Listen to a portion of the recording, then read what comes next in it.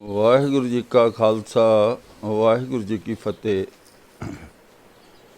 ਸੂਰਜ ਪ੍ਰਕਾਸ਼ ਗ੍ਰੰਥ ਦੇ ਸੰਬੰਧ ਵਿੱਚ ਅਸੀਂ ਵੀਡੀਓ ਲੜੀ ਸ਼ੁਰੂ ਕੀਤੀ ਹੈ। ਸਭ ਤੋਂ ਪਹਿਲਾਂ ਸਮਝ ਲਈਏ ਕਿ ਅਸੀਂ ਸੂਰਜ ਪ੍ਰਕਾਸ਼ ਗ੍ਰੰਥ ਦੀ ਪੜਚੋਲ ਕਿਉਂ ਸ਼ੁਰੂ ਕੀਤੀ, ਕਿਉਂਕਿ ਇਸ ਗ੍ਰੰਥ ਦੀ ਕਥਾ ਇਤਿਹਾਸਕ ਗੁਰਦੁਆਰਿਆਂ ਵਿੱਚ ਹਰ ਰੋਜ਼ ਹੁੰਦੀ ਹੈ ਤੇ ਇਸ ਗ੍ਰੰਥ ਨੂੰ ਇਵੇਂ ਸਤਿਕਾਰ ਦਿੱਤਾ ਜਾਂਦਾ ਹੈ ਜਿਵੇਂ ਸ਼੍ਰੀ ਗੁਰੂ ਗ੍ਰੰਥ ਸਾਹਿਬ ਜੀ ਨੂੰ ਸਤਿਕਾਰ ਦਿੱਤਾ ਜਾਂਦਾ। ਉਹਦੇ ਨੇੜੇ ਤੇੜੇ ਭਾਵ ਇਸ ਨੂੰ ਮੰਜੀ ਤੇ ਪੀੜ੍ਹੇ ਤੇ ਰੱਖ ਕੇ ਉੱਤੇ ਰੁਮਾਲੇ ਪਾ ਕੇ ਇਸ ਦਾ ਪਾਠ ਕੀਤਾ ਜਾਂਦਾ। ਗ੍ਰੰਥ ਇਸ ਕਿਤਾਬ ਦੇ ਨਾਮ ਦੇ ਨਾਲ ਗ੍ਰੰਥ ਵੀ ਸ਼ਬਦ ਜੁੜਿਆ ਹੋਇਆ। ਆਮ ਜਗਿਆਸੂ ਜਿਸ ਨੂੰ ਗੁਰਮਤ ਪੜ੍ਹਨ ਦਾ ਸਮਝਣ ਦਾ ਸਮਾਂ ਜ਼ਿਆਦਾ ਨਹੀਂ ਮਿਲਿਆ, ਉਸ ਨੂੰ ਬਹੁਤ ਵੱਡੇ ਭੁਲੇਖੇ ਪੈਂਦੇ ਨੇ ਕਿ ਇਹ ਗ੍ਰੰਥ ਗੁਰੂ ਸਾਹਿਬ ਨੇ ਲਿਖਿਆ ਹੋਇਆ ਜਾਂ ਕਿਵੇਂ ਹੈ, ਕਿਉਂਕਿ ਗ੍ਰੰਥ ਵਿੱਚ ਵਾਰ-ਵਾਰ ਗੁਰੂ ਸਾਹਿਬਾਨ ਦਾ ਜ਼ਿਕਰ ਹੈ ਕਿ ਗੁਰੂ ਸਾਹਿਬ ਨੇ ਇਹ ਕਿਹਾ, ਗੁਰੂ ਸਾਹਿਬ ਨੇ ਇਹ ਕਿਹਾ। ਅਤੇ ਆਮ ਜਗਿਆਸੂ ਭੁਲੇਖੇ ਵਿੱਚ ਪੈ ਜਾਂਦਾ ਕਿ ਅਗਰ ਇਹ ਗੱਲ ਗੁਰੂ ਸਾਹਿਬ ਨੇ ਕਹੀ ਹੈ ਤਾਂ ਇਹ ਗੱਲ ਤਾਂ ਪੱਥਰ 'ਤੇ ਲਕੀਰ ਹੈ, ਸੱਚੀ ਹੈ, ਕਿਉਂਕਿ ਗੁਰਬਾਣੀ ਨੂੰ ਪੜ੍ਹਨ ਸੁਣਨ ਲਈ ਸਮਾਂ ਨਹੀਂ ਹੈ, ਉਹਦੇ ਅਰਥ ਸਮਝਣ ਲਈ ਸਮਾਂ ਨਹੀਂ ਹੈ। ਪਰ ਇਸ ਗ੍ਰੰਥ ਦੀ ਕਹਾਣੀ ਕਿਉਂਕਿ ਜ਼ਿੰਦਗੀ ਵਿੱਚ 5 ਵਾਰ 10 ਵਾਰ 20 ਵਾਰ 100 ਵਾਰ ਵੀ ਸੁਣ ਲਈ ਹੋਵੇਗੀ, ਕਈ ਵਾਰ ਇੱਕ ਸਾਲ ਵਿੱਚ ਕਈ ਵਾਰ ਸੁਣ ਲੈਂਦੇ ਨੇ, ਇਸ ਕਰਕੇ ਇਸ ਕਹਾਣੀ ਦਾ ਅਸਰ ਬਹੁਤ ਜ਼ਿਆਦਾ ਹੈ। ਅਤੇ ਅਸੀਂ ਵਿਚਾਰ ਲੜੀ ਸ਼ੁਰੂ ਕੀਤੀ ਹੈ ਕਿ ਕਿਵੇਂ ਇਹ ਗ੍ਰੰਥ ਦਾ ਕਰਤਾ ਹੈ ਕਵੀ ਸੰਤੋਖ ਸਿੰਘ ਸਿੱਖੀ ਦੇ ਹਰ ਨਿਆਰੇਪਨ ਉੱਤੇ ਚੋਟ ਕਰਦਾ ਹੈ। ਕਦੀ ਜਨੇਊ ਪਾਉਣ ਦੀ ਗੱਲ ਕਰਦਾ ਹੈ, ਕਦੀ ਗੁਰੂ ਨਾਨਕ ਪਾਤਸ਼ਾਹ ਤੋਂ ਸਰਾਧ ਕਰਵਾ ਦਿੰਦਾ ਹੈ, ਹਰ ਮੋੜ 'ਤੇ ਕਦੀ ਉਹਨਾਂ ਨੂੰ ਆਪਣੇ ਕੰਮਕਾਰ ਵੱਲੋਂ ਅਵੇਸਲਾ ਦਿਖਾਉਂਦਾ ਹੈ, ਪਰਿਵਾਰ ਦੀ ਸੰਭਾਲ ਵੱਲੋਂ ਅਵੇਸਲਾ ਦਿਖਾਉਂਦਾ ਹੈ। ਹਰ ਪੁਆਇੰਟ ਇਸ ਨੇ ਇੱਕ ਇੱਕ ਕਰਕੇ ਕਿਲ ਕੀਤਾ ਹੈ। ਔਰਤ ਜਾਤੀ ਦੀ ਦੁਰਗਤੀ, ਉਹਦੇ ਬਾਰੇ ਦੁਰਵਚਨ ਗੁਰੂ ਨਾਨਕ ਪਾਤਸ਼ਾਹ ਦੇ ਮੁਖ 'ਚੋਂ ਬੁਲਾਉਂਦਾ ਹੈ।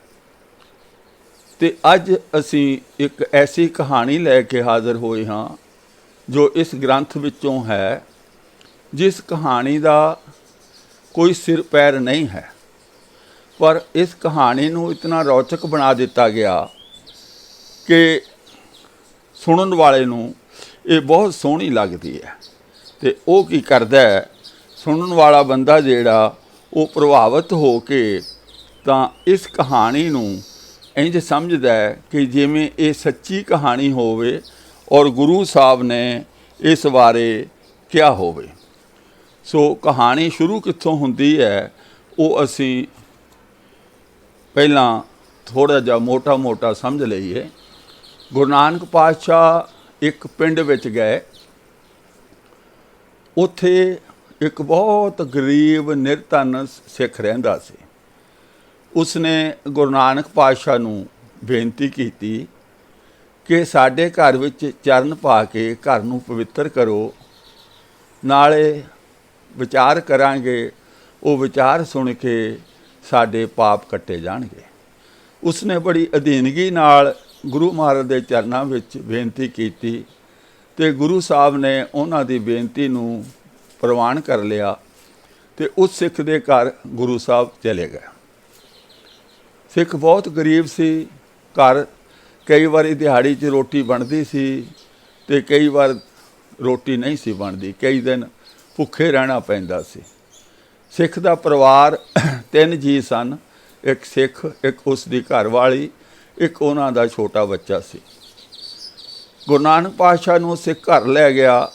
ਘਰ ਜਾ ਕੇ ਘਰ ਦਾ ਕੁਝ ਸਮਾਨ ਲਿਆ ਅਤੇ ਉਸ ਨੂੰ ਬਾਜ਼ਾਰ ਵਿੱਚ ਵੇਚ ਕੇ ਜੋ ਪੈਸੇ ਮਿਲੇ ਉਸ ਦੀ ਅੰਨ ਲਿਆਂਦਾ, ਰਸ ਲਿਆਂਦੀ ਅਤੇ ਆਪਣੀ ਘਰਵਾਲੀ ਨੂੰ ਦਿੱਤੀ ਲਿਆ ਕੇ।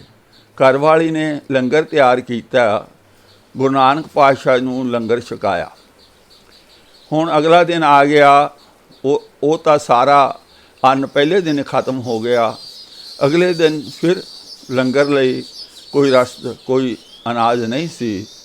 ਉਹ ਸਿੱਖ ਬਾਜ਼ਾਰ ਵਿੱਚ ਗਿਆ, ਉਸਨੇ ਆਪਣੇ ਵਾਲ ਕਟਵਾਏ, ਵਾਲ ਕਟਵਾ ਕੇ ਉਸਦੀ ਰੱਸੀ ਬੁਣੀ, ਰੱਸੀ ਵੱਟੀ, ਰੱਸੀ ਵੱਟ ਕੇ ਬਾਜ਼ਾਰ ਵਿੱਚ ਵੇਚੀ। ਜਿਹੜੇ ਪੈਸੇ ਮਿਲੇ ਉਹਨਾਂ ਪੈਸਿਆਂ ਤੋਂ ਉਸ ਸਿੱਖ ਨੇ ਅਨਾਜ ਲਿਆਂਦਾ, ਸਾਰਾ ਕੁਝ ਲਿਆ ਕੇ ਆਪਣੀ ਘਰਵਾਲੀ ਨੂੰ ਦਿੱਤਾ ਤਾਂ ਕਿ ਲੰਗਰ ਤਿਆਰ ਕੀਤਾ ਜਾ ਸਕੇ। ਸਿੱਖਣੀ ਨੇ ਲੰਗਰ ਤਿਆਰ ਕਰਨ ਲਈ ਸੁੱਚਾ ਪਾਣੀ ਲਿਆਂਦਾ, ਸੁੱਚਾ ਪਾਣੀ ਲਿਆ ਕੇ ਚੌਂਕਾ ਜਲਿਪਿਆ ਔਰ ਉਸ ਤੋਂ ਬਾਅਦ ਅੱਗ ਵਾਲੀ ਅਤੇ ਲੰਗਰ ਦੀ ਤਿਆਰੀ ਸ਼ੁਰੂ ਕਰਨ ਲੱਗੀ ਸੀ ਤਾਂ ਕਿਸੇ ਕੰਮ ਲਈ ਉੱਥੋਂ ਉੱਠ ਕੇ ਬਾਹਰ ਚਲੇ ਗਏ। ਜਦੋਂ ਵਾਪਸ ਆਈ ਤਾਂ ਛੋਟਾ ਬੱਚਾ ਅੱਗ ਵਿੱਚ ਡਿੱਗ ਕੇ ਜਲ ਗਿਆ, ਮਰ ਗਿਆ। ਹੁਣ ਇਸ ਬੀਬੀ ਨੇ ਸੋਚਿਆ, ਜੇਕਰ ਸੰਤਾਂ ਨੂੰ ਪਤਾ ਲੱਗ ਗਿਆ ਕਿ ਬੱਚਾ ਮਰ ਗਿਆ ਤੇ ਸਾਡੇ ਖਾਣੇ ਵਿੱਚ ਖਰਾਬੀ ਹੋਏਗੀ, ਉਹਨਾਂ ਦਾ ਲੰਗਰ ਤਿਆਰ ਕਰਨ ਵਿੱਚ ਰੁਕਾਵਟ ਆਵੇਗੀ। ਇਸ ਲਈ ਇਸਨੇ ਚੁੱਪ ਚਪੀਤੇ ਉਸ ਬੱਚੇ ਨੂੰ ਕੱਪੜੇ ਵਿੱਚ ਲਪੇਟ ਕੇ ਅੰਦਰ ਲੰਮਾ ਪਾ ਦਿੱਤਾ। ਲੰਗਰ ਤਿਆਰ ਕਰਨ ਲੱਗ ਗਈ। ਜਦੋਂ ਲੰਗਰ ਤਿਆਰ ਹੋ ਕੇ ਲੰਗਰ ਪਰੋਸਿਆ ਤੇ ਗੁਰੂ ਨਾਨਕ ਪਾਤਸ਼ਾਹ ਦੇ ਸਾਹਮਣੇ ਉਸ ਲੰਗਰ ਨੂੰ ਰੱਖਿਆ। ਗੁਰੂ ਨਾਨਕ ਪਾਤਸ਼ਾਹ ਨੇ ਕਿਹਾ ਕਿ ਤੁਹਾਡਾ ਇੱਕ ਛੋਟਾ ਬਾਲਕ ਹੈ, ਉਹ ਦਿਖਾਈ ਨਹੀਂ ਦਿੰਦਾ। ਤਾਂ ਸਿੱਖ ਦੀ ਘਰਵਾਲੀ ਨੇ ਕਿਹਾ ਕਿ ਉਹ ਖੇਲਦਾ ਖੇਲਦਾ ਥੱਕ ਗਿਆ, ਆਲਸੀ ਹੋ ਕੇ ਸੌਂ ਗਿਆ, ਹੁਣ ਉੱਠਦਾ ਨਹੀਂ। ਗੁਰੂ ਨਾਨਕ ਪਾਤਸ਼ਾਹ ਨੇ ਕਿਹਾ ਉਸ ਨੂੰ ਆਵਾਜ਼ ਮਾਰੋ, ਪਰ ਸਿੱਖਣੀ ਚੁੱਪ ਰਹੀ, ਬੋਲੀ ਨਹੀਂ। ਤਾਂ ਗੁਰੂ ਨਾਨਕ ਪਾਤਸ਼ਾਹ ਨੇ ਫਿਰ ਪੁੱਛਿਆ, ਬੱਚੇ ਦਾ ਬਾਲਕ ਦਾ ਨਾਮ ਕੀ ਹੈ? ਤਾਂ ਉਸ ਸਿੱਖ ਨੇ ਦੱਸਿਆ ਕਿ ਉਸ ਦਾ ਨਾਮ ਲਾਲਾ ਹੈ। ਗੁਰੂ ਨਾਨਕ ਪਾਤਸ਼ਾਹ ਨੇ ਉਸ ਬਾਲਕ ਨੂੰ ਬੁਲਾਇਆ ਤਾਂ ਉਹ ਅੰਦਰੋਂ ਉੱਠ ਕੇ ਆ ਗਿਆ। ਜਦੋਂ ਆ ਗਿਆ, ਸਿੱਖਣੀ ਬੜੀ ਹੈਰਾਨ ਹੋਈ। ਸਿੱਖ ਨੂੰ ਤਾਂ ਸਾਰੀ ਇਸ ਕਹਾਣੀ ਦਾ ਪਤਾ ਹੀ ਨਹੀਂ ਸੀ ਕਿ ਉਸ ਦਾ ਬੱਚਾ ਮਰ ਚੁੱਕਾ ਸੀ। ਖੈਰ, ਗੁਰੂ ਨਾਨਕ ਪਾਤਸ਼ਾਹ ਨੇ ਉਸ ਨੂੰ ਆਪਣੇ ਹੱਥੀਂ ਲੰਗਰ ਛਕਾਇਆ। ਹੁਣ 2 ਦਿਨ ਦਾ ਲੰਗਰ ਪ੍ਰਸ਼ਾਦਾ ਹੋ ਗਿਆ। ਤੀਸਰੇ ਟਾਈਮ ਲਈ ਫਿਰ ਘਰ ਵਿੱਚ ਕੁਝ ਅਨਾਜ ਨਹੀਂ ਸੀ। ਸਿੱਖ ਨੇ ਉਸ ਬੱਚੇ ਨੂੰ ਲਿਆ ਤੇ ਉਸ ਬੱਚੇ ਨੂੰ ਬਾਜ਼ਾਰ ਵਿੱਚ ਵੇਚਣ ਲਈ ਲੈ ਕੇ ਜਾਣ ਲੱਗਾ। ਤਾਂ ਗੁਰੂ ਨਾਨਕ ਪਾਤਸ਼ਾਹ ਨੇ ਉਸ ਸਿੱਖ ਨੂੰ ਪੁੱਛਿਆ, ਭਾਈ ਕਿੱਥੇ ਜਾ ਰਹੇ ਹੋ? ਇਸ ਬਾਲਕ ਨੂੰ ਲੈ ਕੇ ਕਿੱਥੇ ਜਾ ਰਹੇ ਹੋ? ਤਾਂ ਉਸ ਸਿੱਖ ਨੇ ਕਿਹਾ ਕਿ ਪਾਤਸ਼ਾਹ ਜੀ, ਆਪ ਜਾਣੀ ਜਾਣ ਹੋ, ਕਿਉਂ ਪੁੱਛਦੇ ਹੋ? ਭਾਵ ਤੁਹਾਨੂੰ ਸਭ ਪਤਾ ਹੈ ਕਿ ਮੈਂ ਸਿੱਖ ਨੂੰ ਬੱਚੇ ਨੂੰ ਵੇਚਣ ਵਾਸਤੇ ਲੈ ਕੇ ਜਾ ਰਿਹਾ। ਤਾਂ ਗੁਰੂ ਨਾਨਕ ਪਾਤਸ਼ਾਹ ਨੇ ਉਸ ਬਾਲਕ ਨੂੰ ਪੁੱਛਿਆ, ਵੀ ਤੈਨੂੰ ਪਤਾ ਤੈਨੂੰ ਕਿੱਥੇ ਲੈ ਕੇ ਜਾ ਰਹੇ ਨੇ? ਬਾਲਕ ਚੁੱਪ ਸੀ। ਗੁਰੂ ਨਾਨਕ ਪਾਤਸ਼ਾਹ ਨੇ ਉਸ ਬਾਲਕ ਨੂੰ ਦੱਸਿਆ, ਭਈ ਤੇਰਾ ਪਿਤਾ ਤੈਨੂੰ ਬਾਜ਼ਾਰ ਵਿੱਚ ਵੇਚਣ ਲਈ ਜਾ ਰਿਹਾ ਹੈ। ਤਾਂ ਉਸ ਬਾਲਕ ਨੇ ਉਪਦੇਸ਼ ਦਿੱਤਾ ਕਿ ਜਿੱਥੇ ਖਸਮ ਰੱਖੇ, ਜੋ ਖਸਮ ਕਹੇ ਉਹ ਕੰਮ ਕਰਨਾ, ਉਜਰ ਨਹੀਂ ਕਰਨੀ।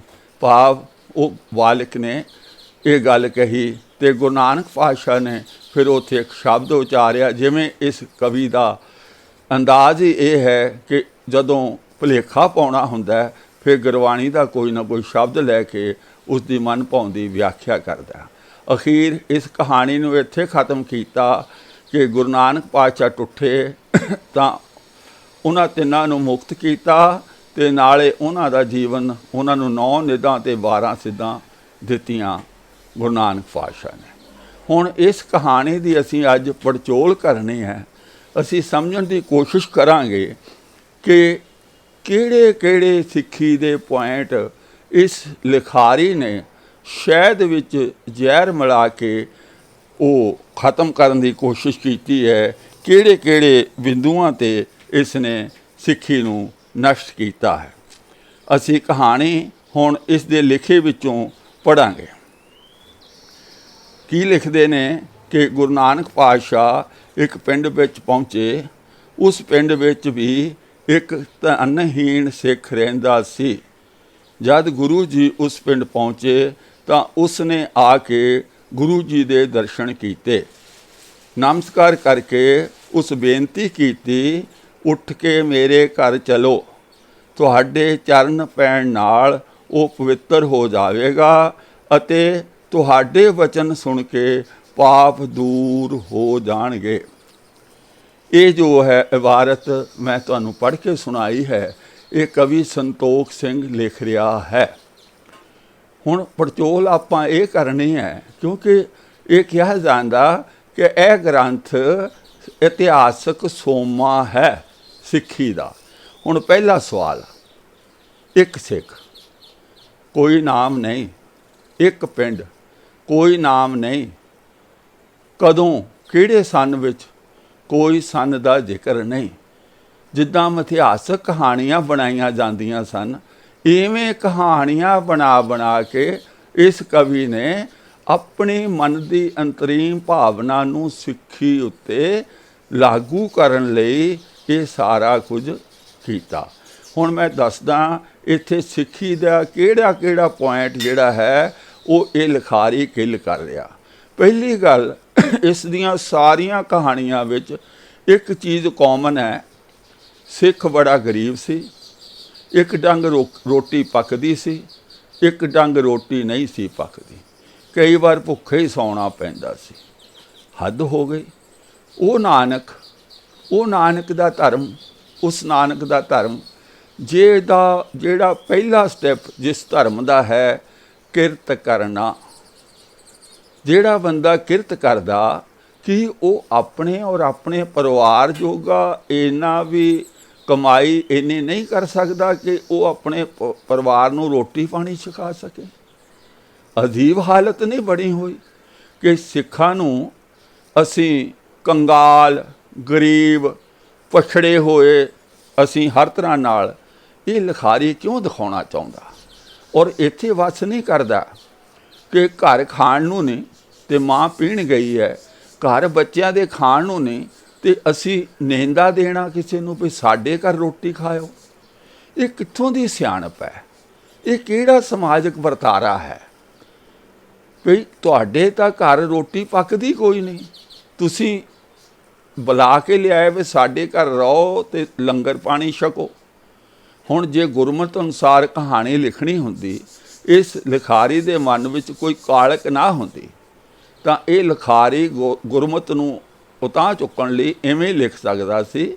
ਗਰੀਬ ਸਿੱਖ ਨੇ ਪਿਆਰ ਸਤਿਕਾਰ ਸਹਿਤ ਗੁਰੂ ਪਾਤਸ਼ਾਹ ਨੂੰ ਬੇਨਤੀ ਕੀਤੀ ਆਪਣੇ ਘਰ ਲਿਜਾਣ ਲਈ। ਗੁਰੂ ਪਾਤਸ਼ਾਹ ਉਸ ਦੇ ਹਾਲਤ ਬਾਰੇ, ਉਸ ਦੀ ਫਾਈਨੈਂਸ਼ੀਅਲ ਕੰਡੀਸ਼ਨ ਬਾਰੇ ਜਾਣਦੇ ਸਨ ਕਿ ਬਹੁਤ ਗਰੀਬ ਹੈ, ਇਹਦੇ ਘਰ ਤਾਂ ਰੋਟੀ ਨਹੀਂ ਪੱਕਦੀ। ਉਹ ਗੁਰੂ ਪਾਤਸ਼ਾਹ ਇਹ ਕਹਿ ਸਕਦੇ ਸੀ, ਭਾਈ ਸਿੱਖਾ, ਸਿੱਖ ਤੇ ਗੁਰੂ ਵਿੱਚ ਕੋਈ ਅੰਤਰ ਨਹੀਂ, ਤੇਰੀ ਸ਼ਰਧਾ, ਤੇਰਾ ਪਿਆਰ, ਜੀ ਆਇਆਂ ਨੂੰ, ਅਸੀਂ ਤੁਹਾਡੇ ਘਰ ਆਵਾਂਗੇ, ਜਲ ਛਕਾਂਗੇ, ਜਲ ਦਾ ਗਲਾਸ ਛਕਾ ਦਿਓ, ਇਸ ਸ਼ਰਤ 'ਤੇ ਆਵਾਂਗੇ, ਰੋਟੀ ਪਾਣੀ ਦਾ ਲੰਗਰ ਦੀ ਤੁਹਾਨੂੰ ਕੋਈ ਉਚੇਚ ਕਰਨ ਦੀ ਲੋੜ ਨਹੀਂ। ਅਸੀਂ ਘੰਟਾ 2 ਘੰਟਾ ਰੁਕਾਂਗੇ, ਅੱਗੇ ਚੱਲ ਜਾਵਾਂਗੇ, ਜੇ 4 ਘੰਟੇ ਕੋ 4 ਘੰਟੇ ਵੀ ਰੁਕਾਂਗੇ, ਪਰ ਸਾਨੂੰ ਲੰਗਰ ਵਾਸਤੇ ਨਹੀਂ ਕਹਿਣਾ ਜੇ, ਸਾਨੂੰ ਸਭ ਪਤਾ, ਇਸ ਕਰਕੇ ਤੁਸੀਂ ਕੋਈ ਖੇਚਲ ਨਹੀਂ ਜੇ ਕਰਨੀ। ਪਰ ਕਾਰਨ ਕੀ ਹੈ? ਇਸ ਲਿਖਾਰੀ ਨੇ ਸਮਾਜਿਕ ਤੌਰ 'ਤੇ ਸਿੱਖੀ ਨੂੰ ਜਲੀਲ ਕਰਨਾ, ਜਲਾਲਤ ਭਰੀ ਜ਼ਿੰਦਗੀ ਬਤੀਤ ਕਰਨ ਲਈ ਸਿੱਖਾਂ ਨੂੰ ਮਜਬੂਰ ਕਰਨਾ। ਅਸਲ ਇਹਦੇ ਮਨ ਵਿੱਚ ਜਿਹੜੀ ਗੱਲ ਹੈ ਉਹ ਇਹ ਹੈ ਕਿ ਕੋਈ ਸਾਧ ਬਾਬਾ, ਗੁਰੂ ਨਾਨਕ ਪਾਤਸ਼ਾਹ ਦਾ ਨਾਮ ਵਰਤਿਆ ਨਾ, ਕਿਉਂਕਿ ਜੜ ਲਾ ਦਿੱਤੀ, ਬੀਜ ਦਿੱਤਾ ਕਿ ਤੁਹਾਡੇ ਬੱਚੇ ਨੂੰ ਰੋਟੀ ਮਿਲੇ ਨਾ ਮਿਲੇ, ਤੁਹਾਨੂੰ ਖਾਣਾ ਮਿਲੇ ਨਾ ਮਿਲੇ, ਪਰ ਵਿਹਲੜ ਸਾਧਾਂ ਨੂੰ ਭੋਜਨ ਛਕਾਉਣ ਤੋਂ ਗੁਰੇਜ਼ ਨਹੀਂ ਕਰਨਾ। ਭਾਵੇਂ ਤੁਹਾਨੂੰ ਘਰ ਦਾ ਸਮਾਨ ਵੇਚਣਾ ਪੈ ਜਾਵੇ, ਭਾਵੇਂ ਤੁਹਾਨੂੰ ਧੀ ਵੇਚਣੀ ਪੈ ਜਾਵੇ, ਘਰ ਵਾਲੇ ਨੂੰ ਗਹਿਣੇ ਪਾਉਣਾ ਪੈ ਜਾਵੇ, ਜਾਂ ਬੱਚੇ ਨੂੰ ਬਾਜ਼ਾਰ ਵਿੱਚ ਵੇਚਣਾ ਪੈ ਜਾਵੇ, ਪਰ ਤੁਸੀਂ ਸੇਵਾ ਤੋਂ ਪਿੱਛੇ ਨਹੀਂ ਹਟਣਾ। ਸਾਰੀ ਜ਼ਿੰਦਗੀ ਜਲਾਲਤ ਭਰੀ ਜ਼ਿੰਦਗੀ ਭਾਵੇਂ ਬਤੀਤ ਕਰੋ, ਪਰ ਭੇਖੀਆਂ ਦੀ, ਪਖੰਡੀਆਂ ਦੀ ਸੇਵਾ ਜ਼ਰੂਰ ਕਰਨਾ। ਆਓ ਅਸੀਂ ਇਸ ਚੀਜ਼ ਦੇ ਬਾਰੇ ਸਮਝਦੇ ਹਾਂ ਕਿ ਸਤਿਗੁਰੂ ਜੀ ਇਹੋ ਜਿਹੇ ਭੇਖੀ ਪਖੰਡੀਆਂ ਦੇ ਬਾਰੇ ਕੀ ਕਹਿੰਦੇ ਨੇ। ਇੱਥੇ ਭੇਖੀਆਂ ਅਤੇ ਪਖੰਡੀਆਂ ਨੂੰ ਉਤਸ਼ਾਹਿਤ ਕਰਨ ਲਈ, ਤਾਂ ਕਿ ਇਹ ਭੇਖ ਧਾਰੀਆਂ ਦਾ ਤੋਰੀ ਫੁਲਕਾ ਚੱਲਦਾ ਰਹੇ, ਕਹਾਣੀਆਂ ਇਸ ਲਈ ਲਿਖੀਆਂ। ਪਰ ਗੁਰੂ ਨਾਨਕ ਪਾਤਸ਼ਾਹ ਕਿਰਤੀ ਬੰਦੇ ਨੂੰ ਉਤਸ਼ਾਹਿਤ ਕਰਦੇ ਨੇ। ਉਹ ਕਹਿੰਦੇ ਘਾਲ ਖਾਏ ਕਿਛ ਹੱਥੋਂ ਦੇ, ਨਾਨਕ ਰਾਹ ਪਛਾਣੇ ਸੇ। ਕੰਮ ਕਰਨ ਵਾਲਾ ਕਰਕੇ ਆਪਣੇ ਪਰਿਵਾਰ ਦੀ ਪਹਿਲਾਂ ਪ੍ਰਤਪਾਲਣਾ ਕਰੇ, ਕਿਉਂਕਿ ਅਸੀਂ ਹਵਾਈ ਜਹਾਜ਼ ਵਿੱਚ ਵੀ ਜਾਂਦੇ ਹਾਂ ਨਾ, ਔਰ ਸਾਨੂੰ ਇਹੀ ਸਿਖਾਇਆ ਜਾਂਦਾ ਹੈ ਕਿ ਇਨ ਕੇਸ ਆਫ ਐਮਰਜੈਂਸੀ ਜਿਹੜਾ ਤੁਹਾਨੂੰ ਮਾਸਕ, ਐਮਰਜੈਂਸੀ ਮਾਸਕ ਉੱਤੋਂ ਮਿਲੇਗਾ, ਪਹਿਲਾਂ ਉਹ ਆਪਣੇ ਮੂੰਹ ਉੱਤੇ ਪਾਉਣਾ, ਫਿਰ ਆਪਣੇ ਨਿਆਣਿਆਂ ਨੂੰ, ਆਪਣੇ ਆਸ-ਪਾਸ ਕਿਸੇ ਬਜ਼ੁਰਗ ਨੂੰ ਜਿਹਨੂੰ ਤੁਹਾਡੀ ਸਹਾਇਤਾ ਦੀ ਲੋੜ ਹੈ ਤਦ ਕਰਨੀ ਆ। ਜੇ ਪਹਿਲਾਂ ਉਹਦੀ ਸਹਾਇਤਾ ਕਰਨ ਲੱਗ ਗਏ, ਉਹਨ ਵੀ ਮਰ ਜਾਣਾ ਤੇ ਤੁਸੀਂ ਵੀ ਮਰ ਜਾਣਾ, ਕਿਉਂਕਿ ਪਹਿਲਾਂ ਤੁਸੀਂ ਜਿਉਂਦੇ ਰਹੇ ਤਾਂ ਹੀ ਤੁਸੀਂ ਕਿਸੇ ਦੀ ਸੇਵਾ ਕਰ ਸਕਦੇ ਹੋ। ਇਹ ਜਿਹੜਾ ਕਾਨੂੰਨ ਹੈ, ਅਸੂਲ ਹੈ, ਇਹ ਹਮੇਸ਼ਾ ਲਈ, ਹਰ ਜਗ੍ਹਾ ਲਈ। ਜੇ ਤੁਸੀਂ ਤੰਦਰੁਸਤ ਹੋ, ਤੁਸੀਂ ਨਵੇਂ ਨਰੋਏ ਹੋ, ਤੁਹਾਡਾ ਪਰਿਵਾਰ ਆਪਣੇ ਪੈਰਾਂ 'ਤੇ ਖੜਾ, ਤਾਂ ਤੁਸੀਂ ਕਿਸੇ ਦੀ ਮਦਦ ਕਰ ਸਕਦੇ ਹੋ। ਅੱਡੀਆਂ ਚੁੱਕ ਕੇ ਫਾਹਾ ਨਹੀਂ ਲੈਣਾ। ਗੁਰਮਤ ਇਹ ਸਮਝਾਉਂਦੀ ਹੈ ਆਪਣੇ ਪਾਣੇ ਵਿੱਚ ਰਹਿ ਕੇ, ਆਪਣੀ ਹੱਦ ਵਿੱਚ ਰਹਿ ਕੇ ਸਾਰੇ ਕਾਰਜ ਕਰਨੇ ਆ। ਪਹਿਲਾਂ ਤੁਸੀਂ ਹੋ, ਫਿਰ ਤੁਹਾਡਾ ਪਰਿਵਾਰ ਹੋ, ਅੱਗੇ ਸਮਾਜ ਆਉਂਦਾ।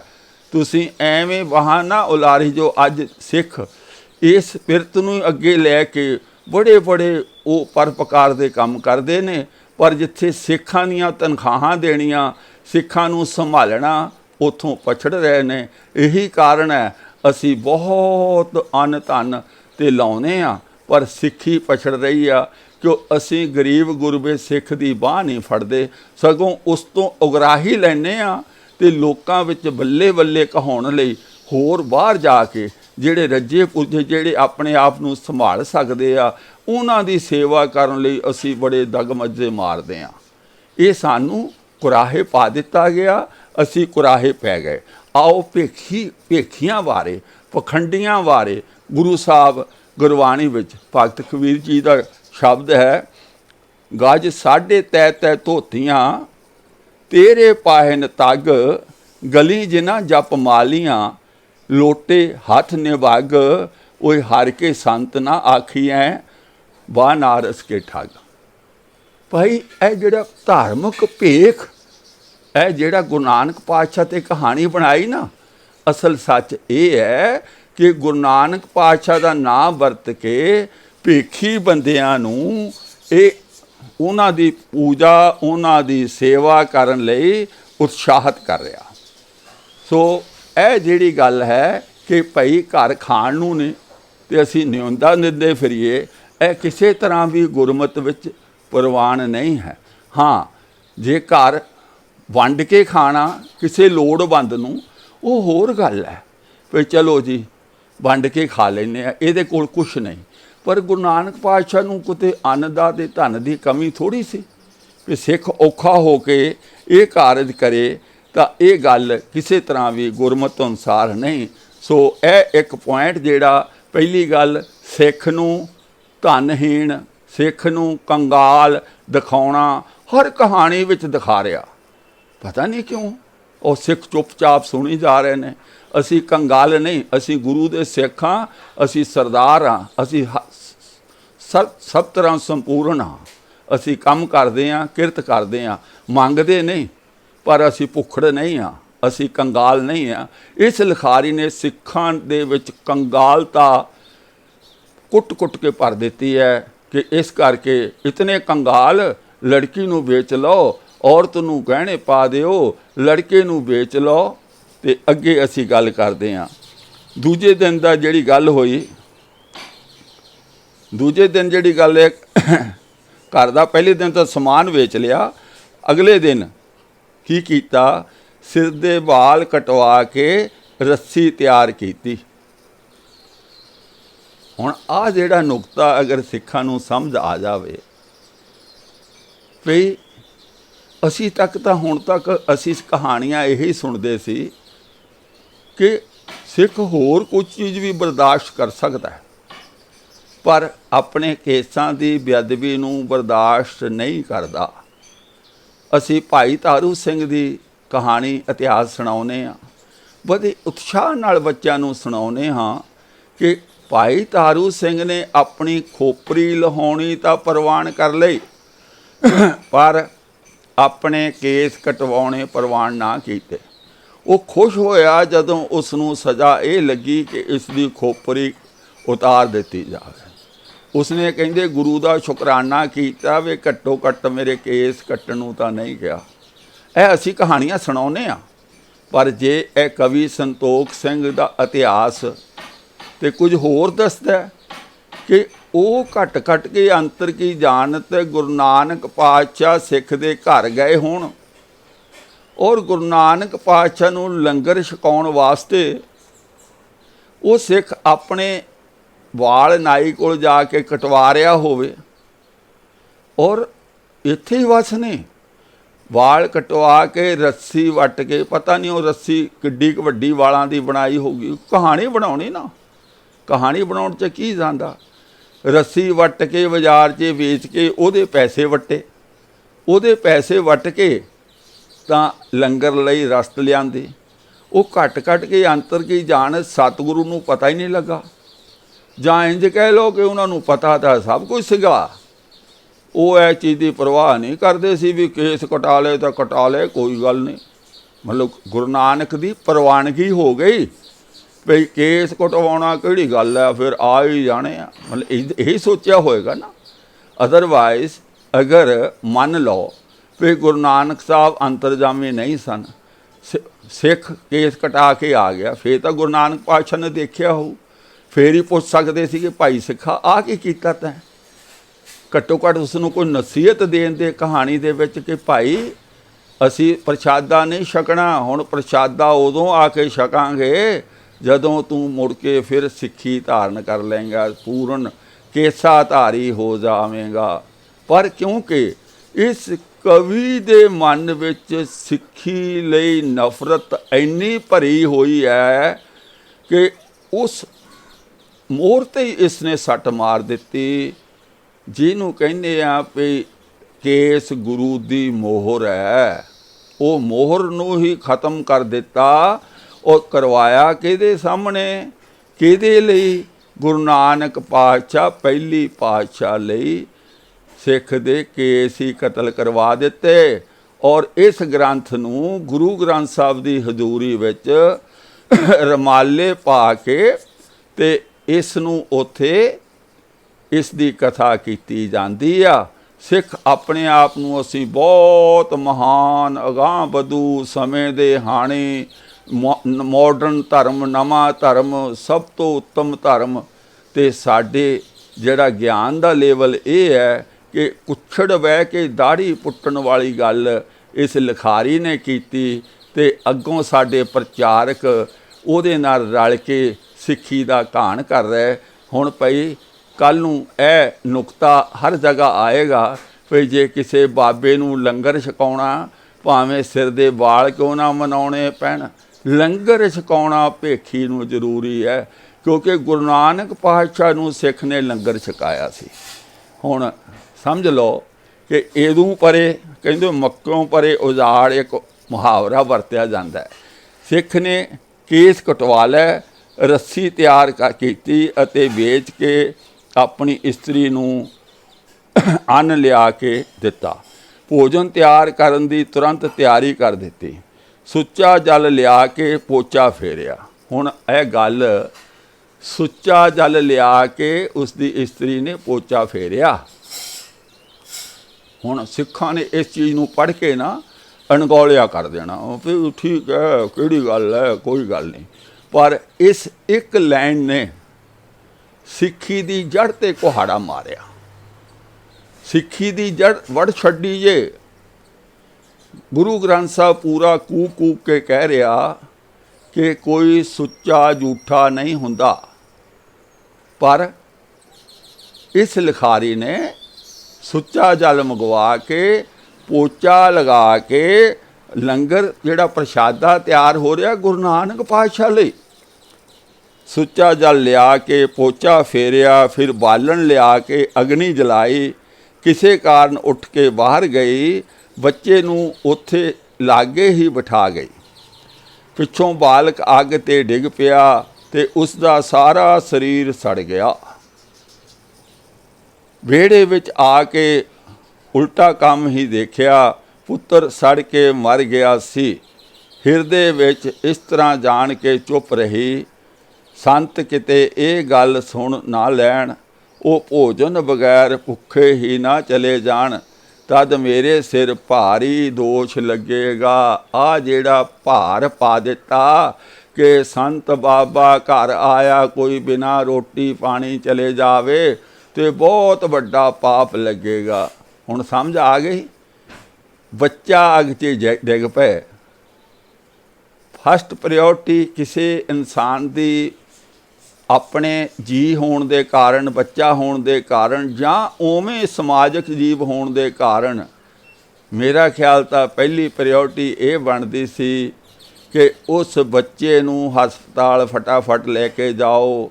ਜਿਹੜੇ बाबे जे उन्हों की गड्डी खड़ी करते गड्डी विच बिठा के लेके जाओ। बाबे नूं कहो भी एक दिहाड़ी दो दिहाड़ी रोटी नहीं खाओगे तो मरन नहीं लगे, कुछ नहीं होण लगा। आ बच्चे नूं असीं बचाउणा। बाबिਆਂ ਨੂੰ भी चाहिए हैल्प करनी, पर इत्थे गुरु नानक पातशाह नूं कुछ पता ही नहीं भी घर दे विच बच्चा अग च डिग पिया, बच्चा अग च डिग के मर गया। हुण मैनूं एक गल समझ नहीं आउंदी। सिख बड़ा गरीब सी। असी अपने जीवन में भी देखिया पिंडां थावां ते जिहड़े जिमीदार लोग भी उन्हां कोल कोई एक कमरा हुंदा सी। किड्डा क वड्डा महल होएगा उस सिख दा, जिथे गुरु नानक पातशाह बैठे होणगे तो पहला सिख अपना समान चक के बेच के आ गया, तां भी गुरु नानक पातशाह नूं पता नहीं लगा। फिर अपने वाल कटाउण चला गया, तां भी गुरु नानक पातशाह नूं पता नहीं लगा। फिर उहदा बच्चा अग च जल के मर गया। गुरु नानक पातशाह कित्थे लुको के रखिया सी गुरु नानक पातशाह नूं? भी बहुत वड्डा महल होएगा जिथे भी पता नहीं मैं एक पासे अग लगी हो। गल की है, कहानी बनाउणी आ, कहानी असी मन लैनी आ ते लिखारी दियां ते मौजां मौजां जो मर्जी कही जाए। ते बच्चा अग विच डिग के मर गया, उहनूं लपेट के उहदी घरवाली ने अंदर लम्मा पा दिता। ਉਹਨੂੰ ਹਸਪਤਾਲ ਲੈ ਕੇ नहीं गई। ਉਹਦਾ चिंता नहीं कि साडा ਇੱਕੋ ही पुत्र सी, ਉਹ मर गया तो ਉਹਦੀ संभाल करनी आ ਜਾਂ ਮੈਨੂੰ रोटी बनाउणी। ਕਿਹੜੀ माँ ਨੂੰ ਸੁਝਦਾ है कोई दुनिया 'ਚ ऐसी माँ ਉਹਦਾ पुत्र अग 'ਚ सड़ के मर गया होवे है। और पहली गल अग 'ਚ सड़ के तो इमीडिएट तो मरदा नहीं कोई भी अग 'ਚ बंदा डिगदा है ਉਹਨੂੰ कुछ समा लगता जरूर हॉस्पिटल लैके जाने, उत्थे भावें मौत हो जाए।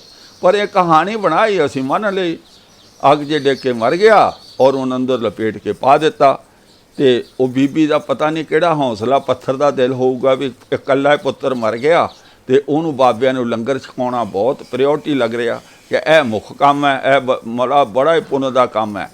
अपनी ड्यूटी तो खुंझ गई। जिहड़े बच्चे नूं संभालना सी, बच्चे नूं उहदा इलाज कराउणा सी, वो खुंझ गई। गुरु नानक देव जी नूं फिर बुलाया।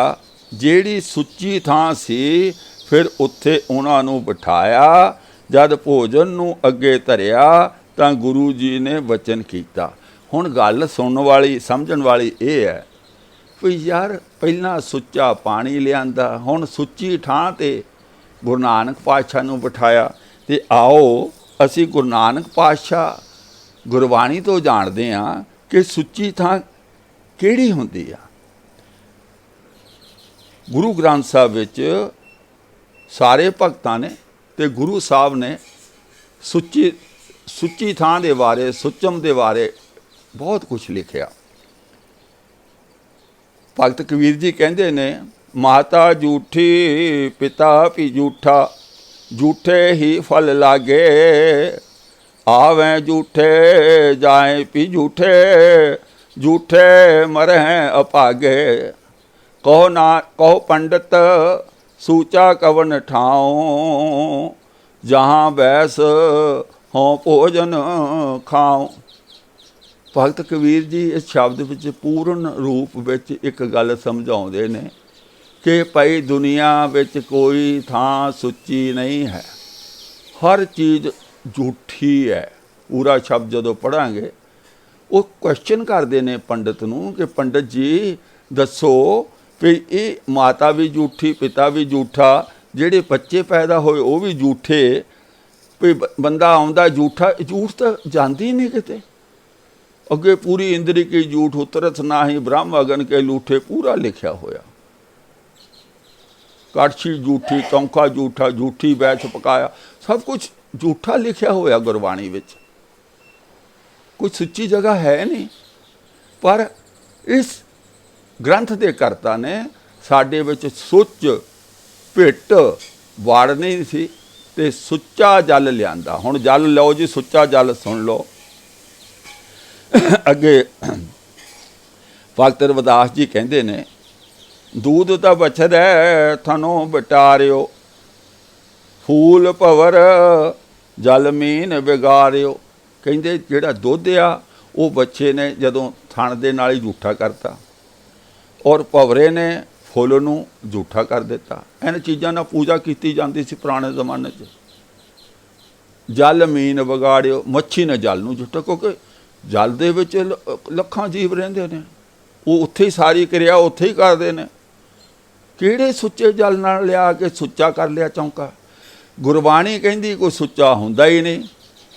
ਔਰ ਇਹ ਗ੍ਰੰਥ ਦਾ ਕਰਤਾ ਸਾਡੇ ਵਿੱਚ ਸੁੱਚ ਭਿੱਟ ਵਾੜ ਦਿੱਤੀ, ਅਸੀਂ ਇਸ ਨੂੰ ਐਕਸੈਪਟ ਕਰ ਲਿਆ। ਅੱਗੇ ਹੋਰ ਸੁਣ ਲਓ। ਅੱਗੇ ਭਗਤ ਨਾਮਦੇਵ ਜੀ ਕਹਿੰਦੇ ਨੇ, ਆਨੀ ਲੈ ਕੁੰਭ ਪਰਾਈ ਲੈ ਉਦਕ, ਘੜਾ ਲਿਆ ਕੇ ਪਾਣੀ ਦਾ ਭਰ ਕੇ ਲਿਆਂਦਾ। ਠਾਕਰ ਕੋ ਇਸ਼ਨਾਨ ਕਰੋ, 42 ਲੱਖ ਜੀ ਜਲ ਮੈਂ ਹੋਤੇ, ਬੀਠਲ ਬਹਿਲਾ ਕਾਇ ਕਰੂੰ। ਉਹ ਕਹਿੰਦਾ ਯਾਰ ਠਾਕਰ ਦੀ ਮੂਰਤੀ ਦੀ ਤੁਸੀਂ ਧੋਤਾ, ਇਸ਼ਨਾਨ ਕਰਾਇਆ ਕਿ ਪਵਿੱਤਰ ਕਰ ਲਿਆ। ਉਹ ਕਹਿੰਦਾ ਪਾਣੀ ਲਿਆਂਦਾ ਨਦੀ 'ਚੋਂ। ਕਹਿੰਦਾ 42 ਲੱਖ ਜਿੱਦਾਂ ਪੁਰਾਤਨ ਗੱਲ ਹੈ ਵੀ ਅਣਗਿਣਤ ਜੀਵ ਜਿਹੜੇ ਜਲ ਵਿੱਚ ਰਹਿੰਦੇ ਨੇ, ਉਹ ਸਾਰੀ ਕਿਰਿਆ ਜਲ ਵਿੱਚ ਹੀ ਕਰਦੇ ਨੇ। ਵੀ ਫਿਰ ਕਿੱਦਾਂ ਧੋਤਾ ਗਿਆ, ਕਿਵੇਂ ਸੁੱਚਾ ਹੋ ਗਿਆ। ਕਹਿੰਦੇ ਇੱਦਾਂ ਹੋ ਹੀ ਨਹੀਂ ਸਕਦਾ। ਤੇ ਤੁਸੀਂ ਕਹੋਗੇ ਜੀ ਵੀ ਤੁਸੀਂ ਭਗਤ ਕਬੀਰ ਜੀ ਦਾ, ਭਗਤ ਰਵਿਦਾਸ ਜੀ ਦਾ, ਭਗਤ ਨਾਮਦੇਵ ਜੀ ਦੀਆਂ ਕਹਾਣੀਆਂ ਕਹਿ ਰਹੇ, ਬਾਣੀ ਗੁਰੂ ਨਾਨਕ ਪਾਤਸ਼ਾਹ ਨੇ ਕਿੱਥੇ ਕਿਹਾ। ਆਓ ਗੁਰੂ ਨਾਨਕ ਪਾਤਸ਼ਾਹ ਦੀ ਬਾਣੀ ਰੋਜ਼ ਆਸਾ ਦੀ ਵਾਰ ਵਿੱਚ ਪੜ੍ਹਦੇ ਹਾਂ। ਕਹੋ ਨਾਨਕ ਸੱਚ ਧਿਆਈਐ, ਸੁਚ ਹੋਵੇ ਤਾਂ ਸੱਚ ਪਾਈਐ। ਇਹਦੇ ਅਰਥ ਮੈਂ ਕਰਕੇ ਸੁਣਾਉਣਾ, ਕਿਉਂਕਿ ਜੇ ਮੈਂ ਪ੍ਰੋਫੈਸਰ ਸਾਹਿਬ ਸਿੰਘ ਦੇ ਅਰਥ ਨਹੀਂ ਸੁਣਾਵਾਂਗਾ ਤੁਸੀਂ ਕਹੋਗੇ ਬਲਦੇਵ ਸਿੰਘ ਅਰਥ ਗਲਤ ਕਰ ਰਿਹਾ। ਆਓ ਅਰਥ ਕੀ ਲਿਖੇ। ਹੇ ਨਾਨਕ, ਆਖ ਪ੍ਰਭੂ ਨੂੰ ਧਿਆਉਣਾ ਚਾਹੀਦਾ ਹੈ, ਤਾਂ ਹੀ ਪਵਿੱਤਰਤਾ ਹੋ ਸਕਦੀ ਹੈ। ਜੇ ਸੱਚਾ ਪ੍ਰਭੂ ਮਿਲ ਪਏ, ਭਾਵ ਧੋਣ ਨਾਲ ਇਸ਼ਨਾਨ ਕਰਨ ਨਾਲ ਤੁਸੀਂ ਸਫਾਈ ਕਰ ਸਕਦੇ ਹੋ, ਪਵਿੱਤਰਤਾ ਨਹੀਂ ਕੀਤੀ ਜਾ ਸਕਦੀ। ਜਿਵੇਂ ਇਹ ਕਹਿੰਦੇ ਸੁੱਚਾ ਜਲ ਲਿਆਂਦਾ, ਪੋਚਾ ਲਾਇਆ, ਸੁੱਚੇ ਥਾਂ ਗੁਰੂ ਨਾਨਕ ਪਾਤਸ਼ਾਹ ਨੂੰ ਬਿਠਾਇਆ। ਤੇ ਇਹ ਸਾਰੀ ਅਸੀਂ ਜਿਹੜੀ ਗੱਲ ਪੜ੍ਹੀ ਸਮਝੀ ਹੈ ਕਿ ਭਾਈ ਸੁੱਚਾ ਕੋਈ ਜਲ ਹੁੰਦਾ ਹੀ ਨਹੀਂ, ਸੁੱਚਾ ਕੋਈ ਸਥਾਨ ਹੁੰਦਾ ਹੀ ਨਹੀਂ। ਫਿਰ ਤੁਸੀਂ ਕਿਹੜੀਆਂ ਗੱਲਾਂ ਕਰਦੇ ਹੋ। ਇਹ ਗੱਲ ਜਿਹੜੀ ਹੈ ਗਲਤ ਹੈ, ਇਹ ਅਸੀਂ ਇਸ ਤੋਂ ਸਮਝਿਆ ਹੈ। ਤੇ ਫਿਰ ਅੱਗੇ ਹੁਣ ਅਸੀਂ ਗੱਲ ਕਰਦੇ ਹਾਂ ਕਿ ਜਿਹੜੀ ਗੱਲ ਅਸੀਂ ਵਾਰ-ਵਾਰ ਇਹ ਕਹਿੰਦੇ ਹਾਂ ਵੀ ਸਿੱਖ ਨੇ ਗੁਰੂ ਨਾਨਕ ਪਾਤਸ਼ਾਹ ਨੂੰ ਕਿਹਾ ਮੇਰੇ ਘਰ ਵਿੱਚ ਚਰਨ ਪਾਓ ਤੇ ਘਰ ਨੂੰ ਪਵਿੱਤਰ ਕਰੋ। ਚਰਨ ਪਾਉਣ ਨਾਲ ਘਰ ਪਵਿੱਤਰ ਹੋ ਜਾਂਦਾ ਹੈ। ਮੇਰਾ ਖਿਆਲ ਹੈ ਇਸ ਗੱਲ ਨਾਲ ਤਾਂ ਸਿੱਖ 95% ਸਹਿਮਤ ਹੋਣਗੇ ਵੀ ਚਰਨ ਪਾਉਣ, ਮਹਾਂਪੁਰਖਾਂ ਦੇ ਚਰਨ ਪਾਉਣ ਨਾਲ ਘਰ ਪਵਿੱਤਰ ਹੋ ਜਾਂਦਾ ਹੈ। ਤੇ ਮੇਰਾ ਅਗਲਾ ਸਵਾਲ ਹੁੰਦਾ ਹੈ ਕਿ ਪਵਿੱਤਰ ਹੋਣ ਨਾਲ ਕੀ ਹੁੰਦਾ। ਭਾਵ ਉਸ ਘਰ ਵਿੱਚ ਰਹਿਣ ਵਾਲੇ ਜੀਵਾਂ ਨੂੰ ਸਮਝ ਸਿਆਣਪ ਆ ਜਾਂਦੀ ਹੋਵੇਗੀ। ਪਵਿੱਤਰ ਹੋਣ ਦਾ ਮਤਲਬ ਇਹ ਹੀ ਹੈ ਕਿ ਉਹ ਉਸ ਘਰ ਵਿੱਚ ਰਹਿਣ ਵਾਲੇ ਜਿਹੜੇ ਜੀਵ ਹੈ ਉਹਨਾਂ ਨੂੰ ਉਸ ਦਾ ਬਹੁਤ ਫਾਇਦਾ, ਉਹ ਬਹੁਤ ਸਿਆਣੇ, ਬਹੁਤ ਸਮਝਦਾਰ, ਬਹੁਤ ਅਕਲਮੰਦ ਹੋ ਜਾਂਦੇ ਹੋਣਗੇ। ਅਤੇ ਇਸ ਕਰਕੇ ਹੀ ਇਹ ਜਿਹੜੀ ਕਹਾਣੀਆਂ ਐਸੀਆਂ ਸਾਨੂੰ ਸੁਣਾਈਆਂ ਗਈਆਂ, ਇਸੇ ਕਰਕੇ ਜੋ ਇੱਕ ਸ਼ਹਿਰ ਤੋਂ ਵੱਡੇ ਸ਼ਹਿਰ 'ਤੇ ਸਾਡੇ ਪ੍ਰਚਾਰਕ, ਕਥਾਵਾਚਕ, ਸੰਤ ਬਾਬੇ ਜਾਂਦੇ ਨੇ, ਇੱਕ ਦੇਸ਼ ਤੋਂ ਦੂਜੇ ਦੇਸ਼ ਵਿੱਚ ਜਾਂਦੇ ਨੇ। ਜੇ ਉਹਨਾਂ ਨੇ ਹਫ਼ਤਾ ਉੱਤੇ ਰਹਿਣਾ ਹੁੰਦਾ ਨਾ, ਉਹਨਾਂ ਦੇ ਦਿਨ ਮੁਕਰਰ ਹੋ ਜਾਂਦੇ ਨੇ ਭੇਡ ਚਾਲ ਸਿੱਖਾਂ ਵਿੱਚ। ਵੀ ਬ੍ਰੇਕਫਾਸਟ ਸਾਡੇ ਘਰ, ਲੰਚ ਸਾਡੇ ਘਰ, ਤੀਜਾ ਕਹੂ ਕਿ ਡਿਨਰ ਸਾਡੇ ਘਰ, ਮੰਗਲਵਾਰ ਦਾ ਸਾਡੇ ਘਰ, ਬੁੱਧਵਾਰ ਦਾ ਸਾਡੇ ਘਰ। ਭਾਵ ਸਿੱਖਾਂ ਦੀ ਭੇਡ ਚਾਲ 'ਚ ਲਾਈਨ ਲੱਗੀ ਹੈ ਉਹਨਾਂ ਲੋਕਾਂ ਨੂੰ, ਉਹਨਾਂ ਦੀ ਸੇਵਾ ਕਰਨ ਨੂੰ। ਕੀ ਕਾਰਨ ਹੈ ਕਿ ਇਹ ਪਖੰਡਵਾਦ, ਇਹ ਭੇਖਵਾਦ ਸਿੱਖ ਧਰਮ ਵਿੱਚੋਂ ਨਹੀਂ ਜਾਂਦਾ। ਕਿਉਂਕਿ ਜੇ ਇਹਨਾਂ ਨੇ ਦੱਸਣਾ ਸੀ ਕੌਣ ਆਪਣੀ ਰੋਜੀ ਰੋਟੀ ਨੂੰ ਲੱਤ ਮਾਰੇ, ਕੌਣ ਆਪਣੇ ਫੋਲੋਅਰਸ ਨੂੰ ਘਟਾਵੇ, ਕੌਣ ਆਪਣੀ ਇੱਜ਼ਤ ਨੂੰ ਘਟਾਵੇ। ਕਿਉਂਕਿ ਸਿਰਫ ਲੰਗਰ ਪਾਣੀ ਨਹੀਂ ਛਕਣਾ, ਉੱਥੇ ਜੇਬਾਂ ਵਿੱਚ ਲਿਫਾਫੇ ਵੀ ਪਾਏ ਜਾਂਦੇ ਨੇ। ਹਰ ਚੀਜ਼ ਦੀ ਜੜ ਇਸ ਗ੍ਰੰਥ ਵਿੱਚ ਹੈ। ਆਮ ਸਧਾਰਨ ਸਿੱਖ ਸ਼ਰਧਾ ਵਸ ਲੁੱਟੀ ਜਾ ਰਿਹਾ ਹੈ, ਲੁਟੀਂਦਾ ਜਾ ਰਿਹਾ ਹੈ। ਲੁੱਟਣ ਵਾਲੇ ਨੇ ਜਿਹੜੇ 2-4 ਅੱਖਰ ਆਮ ਬੰਦੇ ਨਾਲੋਂ ਧਰਮ ਬਾਰੇ ਜ਼ਿਆਦਾ ਜਾਣਦੇ ਨੇ। ਗਿਆਨ ਹੈ, ਜੀਵਨ ਨਹੀਂ, ਗਿਆਨ ਦੇ ਰੂਪ ਵਿੱਚ ਉਹ ਉਹਨਾਂ ਨੂੰ ਗੁੰਮਰਾਹ ਕਰਕੇ ਇਸ ਘੁੰਮਣ ਘੇਰੀ ਵਿੱਚ ਪਾਈ ਰੱਖਦੇ ਹਨ ਕਿ ਚਰਨ ਪਾਉਣ ਨਾਲ ਪਵਿੱਤਰ ਹੋ ਜਾਂਦਾ ਘਰ। ਆਓ ਗੁਰਸਿੱਖੋ, ਮੈਂ ਇੱਕ ਨਵੇਕਲੀ ਸੋਚ ਤੁਹਾਨੂੰ ਦੇਣ ਲੱਗਾ। ਹੋ ਸਕਦਾ ਇਹ ਗੱਲ ਤੁਹਾਨੂੰ ਪ੍ਰਵਾਨ ਨਾ ਹੋਵੇ, ਤੁਹਾਨੂੰ ਚੰਗੀ ਨਾ ਲੱਗੇ, ਛੱਡ ਦਿਓ, ਸੁਣ ਲਓ ਕਿ ਮੈਂ ਕਹਿਣਾ ਕਿਸੇ ਕਿਤੇ ਚਰਨ ਪਾਉਣ ਨਾਲ ਕੋਈ ਕਿੱਡਾ ਵੀ ਮਹਾਨ ਬੰਦਾ ਹੋਵੇ, ਕੋਈ ਜਗ੍ਹਾ ਪਵਿੱਤਰ ਨਹੀਂ ਜੇ ਹੁੰਦੀ। ਉੱਥੇ ਰਹਿਣ ਵਾਲਿਆਂ ਨੂੰ ਉਸ ਦਾ ਕੋਈ ਲਾਹਾ ਨਹੀਂ ਹੁੰਦਾ। ਹੁਣ ਮੈਂ ਤੁਹਾਨੂੰ ਇਹ ਸਿੱਖ ਇਤਿਹਾਸ ਵਿੱਚੋਂ ਪ੍ਰੂਵ ਕਰਨਾ, ਸਿੱਧ ਕਰਨਾ। ਇਹ ਥੋੜ੍ਹਾ ਜਿਹਾ ਦਿਲ 'ਤੇ ਪੱਥਰ ਰੱਖ ਕੇ ਇਹ ਗੱਲ ਜ਼ਰੂਰ ਸੁਣ ਲਿਓ। ਗੁਰੂ ਨਾਨਕ ਪਾਤਸ਼ਾਹ ਤੋਂ ਮਹਾਨ ਸਿੱਖਾਂ ਵਾਸਤੇ ਕੌਣ ਹੋ ਸਕਦਾ?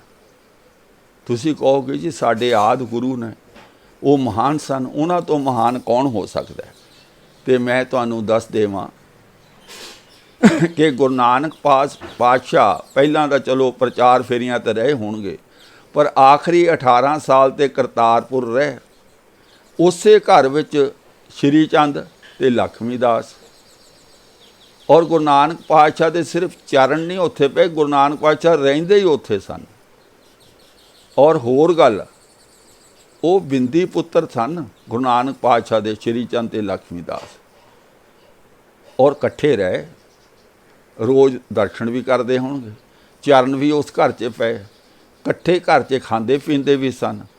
ਪਰ ਸਾਨੂੰ ਪਤਾ ਸਾਰਿਆਂ ਨੂੰ ਕਿ ਇਹਨਾਂ ਦੋਨਾਂ ਨੂੰ ਇਸ ਪਵਿੱਤਰਤਾ ਦਾ ਕਿੰਨਾ ਕੁ ਲਾਭ ਹੋਇਆ, ਕਿੰਨਾ ਕੁ ਗਿਆਨ ਹਾਸਲ ਹੋ ਗਿਆ, ਇਹਨਾਂ ਦਾ ਜੀਵਨ ਕਿੰਨਾ ਕੁ ਉੱਚਾ ਚੁੱਕਿਆ ਗਿਆ, ਸਾਰਿਆਂ ਨੂੰ ਪਤਾ। ਮੈਨੂੰ ਐਕਸਪਲੇਨ ਕਰਨ ਦੀ ਲੋੜ ਨਹੀਂ। ਫਿਰ ਇਹਦੋਂ ਅੱਗੇ ਚਲੀਏ। ਭਾਈ ਦਾਤੂ ਅਤੇ ਦਾਸੂ, ਗੁਰੂ ਅੰਗਦ ਦੇਵ ਜੀ ਜਿੱਥੇ ਰਹਿੰਦੇ ਸਨ ਉੱਥੇ ਹੀ ਉਹ ਰਹਿੰਦੇ ਸਨ। ਉਹਨਾਂ ਦੇ ਚਰਨ ਵੀ ਉੱਥੇ ਸੀ, ਸਰੀਰ ਵੀ ਉੱਥੇ ਸੀ, ਸਭ ਕੁਛ। ਇੱਥੋਂ ਤੱਕ ਕਿ ਕਥਾ ਕੀਰਤਨ ਵਿਚਾਰ ਵੀ ਹੁੰਦੀ ਸੀ। ਇਹਨਾਂ ਸਾਰਿਆਂ 'ਤੇ ਕੋਈ ਕਿਸੇ ਚੀਜ਼ ਦਾ ਅਸਰ ਨਹੀਂ ਹੋਇਆ। ਇਹ ਜਿੱਦਾਂ ਦੇ ਸਨ ਉੱਦਾਂ ਦੇ ਰਹੇ, ਇੱਥੋਂ ਤੱਕ ਕਿ ਗੁਰੂ ਅਮਰਦਾਸ ਜੀ ਨੂੰ ਲੱਤ ਮਾਰਨ ਤੱਕ ਵੀ ਗਏ। ਇਹਦੋਂ ਵੱਡੀ ਤੁਹਾਨੂੰ ਉਦਾਹਰਣ ਹੋਰ ਕੀ ਦਈਏ। ਅੱਗੇ ਚਲੋ, ਗੁਰੂ ਅਮਰਦਾਸ ਜੀ ਪਾਤਸ਼ਾਹ, ਉਹਨਾਂ ਦੇ ਪੁੱਤਰ ਬਾਬਾ ਮੋਹਣ ਤੇ ਮੋਰੀ। ਮੋਹਣ ਤਾਂ ਵਾਲਾ ਹੀ ਅੜਬ ਸੀ। ਉਹਨਾਂ ਨੇ ਗੁਰੂ ਅਮਰਦਾਸ ਪਾਤਸ਼ਾਹ ਦੀ ਸੰਗਤ ਕੀਤੀ। ਗੁਰੂ ਅਮਰਦਾਸ ਪਾਤਸ਼ਾਹ ਜੀ ਉਸੇ ਘਰ ਵਿੱਚ ਰਹਿੰਦੇ ਸਨ ਜਿੱਥੇ ਬਾਬਾ ਮੋਹਣ ਤੇ ਮੋਰੀ ਰਹਿੰਦੇ ਸਨ। ਕੋਈ ਅਸਰ ਨਹੀਂ ਹੋਇਆ। ਗੱਦੀ ਗੁਰੂ ਨਾਨਕ ਦੇ ਘਰ ਦੀ ਸੇਵਾ ਭਾਈ ਜੇਠਾ ਜੀ ਗੁਰੂ ਰਾਮਦਾਸ ਜੀ ਲੈ ਗਏ, ਕੋਈ ਅਸਰ ਨਹੀਂ ਹੋਇਆ। ਚਰਨ ਪੈਣ ਦਾ, ਦਰਸ਼ਨ ਕਰਨ ਦਾ, ਇੱਥੋਂ ਤੱਕ ਕਿ ਕਥਾ ਕੀਰਤਨ ਸੁਣਨ ਦਾ ਵੀ ਕੋਈ ਅਸਰ ਨਹੀਂ ਹੋਇਆ। ਮੈਂ ਅੱਗੇ ਗੱਲ ਕਰਾਂਗਾ ਅਸਰ ਕਿਹੜੀ ਚੀਜ਼ ਦਾ ਹੁੰਦਾ, ਉਹ ਆਖਰ ਵਿੱਚ ਆਪਾਂ ਵਿਚਾਰਾਂਗੇ। ਉਹ ਜਿੱਦਾਂ ਦੇ ਸੀ ਉੱਦਾਂ ਦੇ ਰਹੇ। थोड़ा होर अगे चलीए, जे बहुत डूंघाई विच गल नूं समझना होवे ते ਪ੍ਰਿਥੀ ਚੰਦ ਜਿਹੜਾ ਪੰਚਮ ਪਾਤਸ਼ਾਹ ਦਾ ਵੱਡਾ ਭਰਾ ਸੀ, ਉਹਨਾਂ ਨੇ ਸੰਗਤ ਕੀਤੀ ਆਪਣੇ ਨਾਨਾ ਸ੍ਰੀ ਗੁਰੂ ਅਮਰਦਾਸ ਜੀ ਦੀ। ਉਹ ਉਸੇ ਘਰ 'ਚ ਰਹੇ ਜਿੱਥੇ ਚਰਨ ਕੀ ਆ, ਉਸ ਸਰੀਰਕ ਰੂਪ ਵਿੱਚ ਗੁਰੂ ਅੰਗਦ ਦੇਵ ਅਮਰਦਾਸ ਜੀ ਉੱਥੇ ਰਹਿੰਦੇ ਸਨ। ਗੁਰੂ ਅਮਰਦਾਸ ਜੀ ਗੁਰੂ ਅਰਜਨ ਦੇਵ ਜੀ ਦੇ ਨਾਨਾ ਜੀ ਸਨ, ਪ੍ਰਿਥੀ ਚੰਦ ਦੇ ਨਾਨਾ ਜੀ ਸਨ। ਉਹਨਾਂ ਦਾ ਨਾਨਾ ਗੁਰੂ ਪ੍ਰਿਥੀ ਚੰਦ ਦਾ, ਉਹਨਾਂ ਦੇ ਪਿਤਾ ਸ੍ਰੀ ਗੁਰੂ ਰਾਮਦਾਸ ਜੀ ਗੁਰੂ, ਉਹਨਾਂ ਦੇ ਭਰਾ ਸ੍ਰੀ ਗੁਰੂ ਅਰਜਨ ਦੇਵ ਜੀ ਗੁਰੂ, ਉਹਨਾਂ ਦੇ ਬਾਅਦ ਵਿੱਚ ਭਤੀਜੇ ਗੁਰੂ ਹਰਗੋਬਿੰਦ ਸਾਹਿਬ ਜੀ ਗੁਰੂ ਬਣੇ। ਹੋਰ ਤਾਂ ਹੋਰ ਉਹਨਾਂ ਦੀ ਮਾਤਾ ਬੀਬੀ ਭਾਨੀ, ਉਹ ਗੁਰੂ ਅਮਰਦਾਸ ਜੀ ਦੀ ਸੁਪੁੱਤਰੀ ਸੀ। ਕਮਾਲ ਦੀ ਗੱਲ ਨਹੀਂ, ਜੇਕਰ ਚਰਨ ਪੈਣ ਨਾਲ, ਦਰਸ਼ਨ ਕਰਨ ਨਾਲ, ਇੱਥੋਂ ਤੱਕ ਕਿ ਕਥਾ ਕੀਰਤਨ ਸੁਣਨ ਨਾਲ ਕੁਛ ਹੋ ਸਕਦਾ ਹੁੰਦਾ ਤਾਂ ਪ੍ਰਿਥੀ ਚੰਦ ਤਾਂ ਬਹੁਤ ਵੱਡਾ ਸਿੱਖ ਹੁੰਦਾ। ਪਰ ਪ੍ਰਿਥੀ ਚੰਦ ਦਾ ਸਾਰਾ ਇਤਿਹਾਸ, ਸਾਰੀ ਕਹਾਣੀ ਸਾਡੇ ਸਾਰਿਆਂ ਦੇ ਸਾਹਮਣੇ ਆ ਕਿ ਪ੍ਰਿਥੀ ਚੰਦ ਜਿਹੜਾ ਉਹ ਕਿਸ ਲਿਆਕਤ ਦਾ ਮਾਲਕ ਸੀ। ਮੇਰਾ ਖਿਆਲ ਇਹ ਕਿਸੇ ਨੂੰ ਦੱਸਣ ਦੀ ਲੋੜ ਨਹੀਂ। ਪ੍ਰਿਥੀ ਚੰਦ ਕਿਹੜੀ ਲਿਆਕਤ ਦਾ ਮਾਲਕ ਸੀ, ਸਾਨੂੰ ਸਾਰਿਆਂ ਨੂੰ ਪਤਾ। ਹੁਣ ਤੁਸੀਂ ਮੈਨੂੰ ਕਹੋਗੇ ਕਿ ਵੀ ਤੁਸੀਂ ਚਰਨਾਂ ਨੂੰ ਵੀ ਕੈਂਸਲ ਕਰਤਾ, ਤੁਸੀਂ ਦਰਸ਼ਨ ਨੂੰ ਵੀ ਕੈਂਸਲ ਕਰਤਾ, ਤੁਸੀਂ ਕਥਾ ਕੀਰਤਨ ਨੂੰ ਵੀ ਕੈਂਸਲ ਕਰਤਾ। ਹੁਣ ਮੈਂ ਆਖਰੀ ਗੱਲ ਕਰਾਂਗਾ ਕਿ ਅਸਰ ਹੁੰਦਾ ਕਥਾ ਕੀਰਤਨ ਕੀ ਹੈ? ਇਹ ਇੱਕ ਵੰਡਣਾ ਹੁੰਦਾ। ਜਿਵੇਂ ਲੰਗਰ ਵਰਤਾ ਰਹੇ ਹਾਂ, ਲੰਗਰ ਪੰਗਤ ਵਿੱਚ ਬੰਦਾ ਕੋਈ ਬੈਠਾ, ਉਹ ਦਾਲ ਨੂੰ ਵੀ ਨਾ ਕਰ ਦਿੰਦਾ, ਉਹ ਸਬਜ਼ੀ ਨੂੰ ਵੀ ਨਾ ਕਰ ਦਿੰਦਾ, ਉਹ ਰੋਟੀ ਨੂੰ ਵੀ ਨਾ ਕਰ ਦਿੰਦਾ, ਉਹ ਖੀਰ ਨੂੰ ਵੀ ਨਾ ਕਰ ਦਿੰਦਾ, ਉਹ ਲੈਂਦਾ ਨਹੀਂ। ਹੁਣ ਲੰਗਰ ਬਣਾਉਣ ਵਾਲੇ ਦਾ ਕਿਆ ਦੋਸ਼, ਲੰਗਰ ਵਰਤਾਉਣ ਵਾਲੇ ਦਾ ਕਿਆ ਦੋਸ਼, ਜਦ ਉਸਨੇ ਕੁਝ ਲਿਆ ਹੀ ਨਹੀਂ, ਖਾਧਾ ਹੀ ਨਹੀਂ, ਤੇ ਉਸ ਲੰਗਰ ਦਾ ਉਹਦੇ ਉੱਤੇ ਕੀ ਅਸਰ ਹੋਣਾ? ਦੇਗ ਵਰਤਾਈ ਦੀ ਆ, ਕਈ ਵਾਰ ਅਗਲਾ ਹੱਥ ਜੋੜ ਦਿੰਦਾ ਵੀ ਇੰਨਾ ਮੈਨੂੰ ਦੇਈਂ ਬਸ ਪੁਣ ਕਾਕਾ, ਕਈ ਕਹਿੰਦੇ ਵੀ ਲੈਣਾ ਹੀ ਨਹੀਂ। ਫਿਰ ਹੁਣ ਦੇਗ ਵਰਤਾਉਣ ਵਾਲੇ ਦਾ ਕੀ ਦੋਸ਼? ਦੇਗ ਵਿੱਚ ਤਾਂ ਬਹੁਤ ਪੌਸ਼ਟਿਕ ਪਦਾਰਥ ਨੇ, ਪ੍ਰਸ਼ਾਦ ਹੈ, ਲੰਗਰ ਤਾਂ ਬਹੁਤ ਪੌਸ਼ਟਿਕ ਹੈ, ਪਰ ਕੋਈ ਲੈਂਦਾ ਹੀ ਨਹੀਂ। ਹੁਣ ਕਥਾ ਕੀਰਤਨ ਦੇ ਵਿੱਚ ਤਾਂ ਬਹੁਤ ਸੱਤਿਆ, ਪਰ ਕੋਈ ਲੈਂਦਾ ਹੀ ਨਹੀਂ। ਇਸ ਕਰਕੇ ਮੈਂ ਤਾਂ ਕਹਿੰਦਾ ਵੀ ਜਿਹੜਾ ਸਭ ਤੋਂ ਮਹਾਨ ਸਾਡੇ ਵਿੱਚ ਹੈ ਗੁਰਬਾਣੀ, ਉਹਦੀ ਕਥਾ ਕੀਰਤਨ, ਜੇ ਉਹ ਵੀ ਕੋਈ ਨਾ ਲਵੇ ਤਾਂ ਕੋਈ ਉਹਦਾ ਅਸਰ ਨਹੀਂ ਹੁੰਦਾ।